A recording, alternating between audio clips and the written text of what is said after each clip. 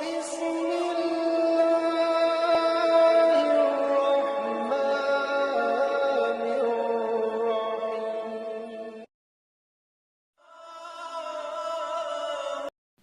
అనంత కరుణామయుడు అపార కృపాశీలుడు అయిన అల్లాహ్ పేరుతో ప్రారంభిస్తున్నాను. ఈ వీడియోను పూర్తిగా చివరి వరకు చూడండి. నా ఈ చిన్న ప్రయత్నంలో పొరపాట్లు జరిగితే నన్ను క్షమించమని అల్లాహ్ను వేడుకుంటున్నాను. లైక్ చేయండి, సబ్స్క్రైబ్ చేయండి, బెల్ ఐకాన్ నొక్కండి, ఆల్ టచ్ చేయండి.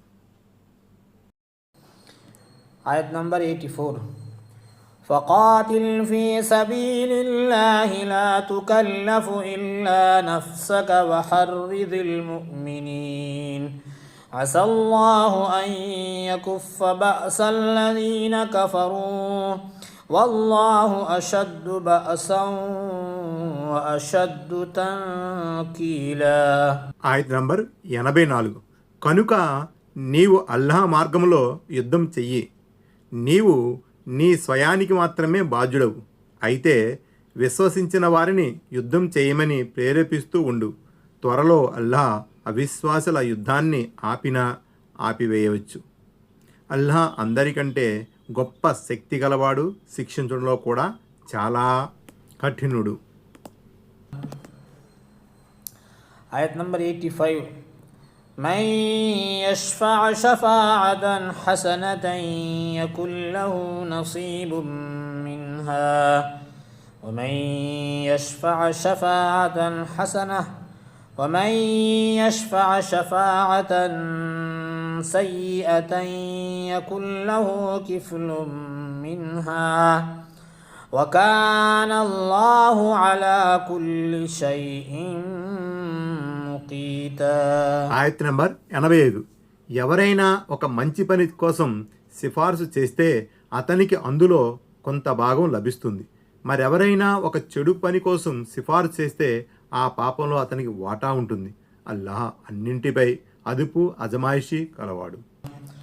آية نمبر 86. وإذا حييتم بتحية فحيوا بأحسن منها أو ردوها إن الله كان على كل شيء حسيبا. ఆయత్ నంబర్ 86.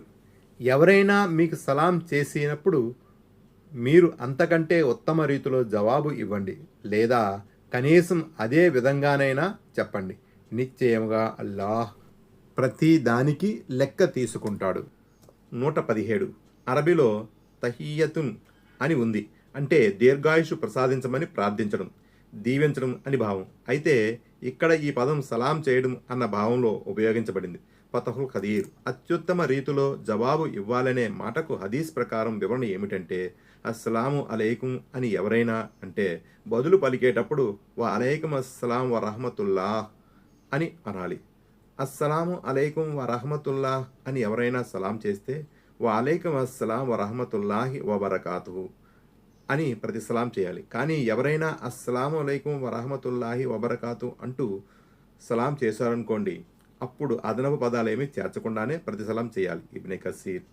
మరో హదీసులో ఇలా ఉంది, కేవలం అస్సలాము అలైకుం అని అంటే 10 పుణ్యాలు లభిస్తాయి. దాంతోపాటు వ రహమతుల్లాహి అని కూడా అంటే 20 పుణ్యాలు ప్రాప్తిస్తాయి. వబరకాతు అనే పదాన్ని కూడా పలికితే 30 పుణ్యాలు ప్రసాదించబడతాయి. ముస్నిదే అహ్మద్, సంపుటి 4, పేజీ 439, 440. ఈ మర్యాదలు ముస్లింల కొరకేనని మరువరాదు. అంటే ఒక ముస్లింకు మరొక ముస్లిం ఎదురుపడినప్పుడు సలాము చేయాలి. జిమ్మీలైన ఇస్లామీ రాజ్య బాధ్యత వహించిన యూదులకు క్రైస్తవులకు సలాం విషయంలో ముందంజ వేయరాదు. ఒకవేళ సలాంకు బదులు వాళ్ళు పలికిన వా అలైకుం అని మాత్రమే పలకాలి. సహీ బుఖారీ కితాబుల్ ఇస్తిజాన్, ముస్లిం కితాబుస్ సలాం. آية نمبر 87. الله لا إله إلا هو ليجمعنكم إلى يوم القيامة لا ريب فيه ومن أصدق من الله حديثا. ఆయత నంబర్ 87. అల్లాహ్, ఆయన తప్ప మరో ఆరాధ్య దైవం లేడు. ఆయన మిమ్మల్ని అందరినీ ప్రళయ దినాన సమీకరిస్తాడు. ఆ రోజు రావటములో సందేహానికి తావే లేదు. అల్లాహ్ మాట కన్నా సత్యమైన మాట మరెవరిది కాగలదు. آية نمبر 88. فما لكم في المنافقين فئتين والله أركسهم بما كسبوا أتريدون أن تهدوا من أضل الله ومن يضلل الله فلن تجد له سبيلا. ఆయత్ నంబర్ 88. మీకేమైపోయింది? కపటుల విషయంలో మీరు రెండు వర్గాలుగా అయిపోతున్నారు.